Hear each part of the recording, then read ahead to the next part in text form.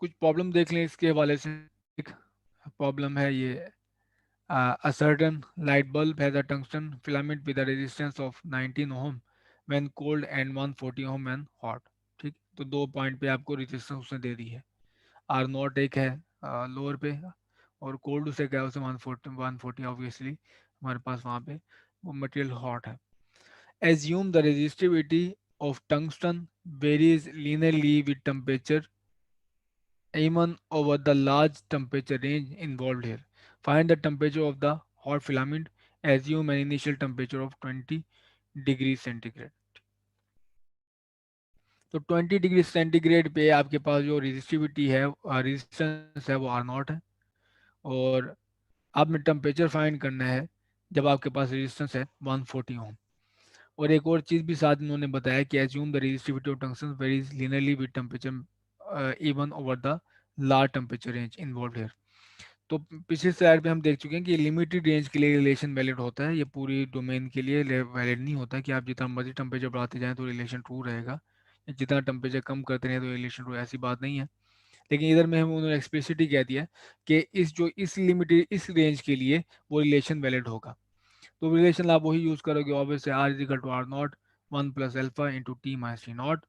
Alpha की value conductor के लिए आपको टेबल से मिल जाएगी, ये टंगस्टन के लिए। आर की वैल्यू गिवन है, वो ये है। आर नॉट की वैल्यू ये गिवन है। टी नॉट की वैल्यू ये गिवन है। अल्फा ये आ गया। ठीक है, तो सारी वैल्यूज गिवन है, यहाँ से आप टी को सेपरेट आउट कर लो। और जैसे कि मैंने ये किया, जैसे हमने इसको सेपरेट आउट किया तो आपके पास मिल जाएगा टेम्परेचर। ठीक, तो टी नॉट को इस तरफ ले आओ, यहाँ नेगेटिव है प्लस हो जाएगा, तो टेम्परेचर का आप वैल्यू पुट करोगे आपको टेम्परेचर की वैल्यू मिल जाएगी। दूसरा प्रॉब्लम है मेरे पास, जो मैं यहाँ पे आपको पढ़ देता हूँ। ये प्रॉब्लम नंबर 21, सॉरी। तो प्रॉब्लम नंबर 21 है, what is the fractional change in the resistance of an iron filament when its temperature changes from 25 degree to 50 degree centigrade. तो हमने बताना है कि फिलामेंट में जो आपके पास है टेम्परेचर चेंज कितना होगा अगर आपके पास जो 2 पॉइंट्स पे रेजिस्टेंस गिवन है, आर नॉट गिवन है, आर गिवन है, आपने सिर्फ डेल्टा टी फाइंड करना है। तो आर आर नॉट मल्टीप्लाई कर दें अंदर, ये आर नॉट 1 हो जाएगा, और ये plus R naught alpha delta T बन जाएगा।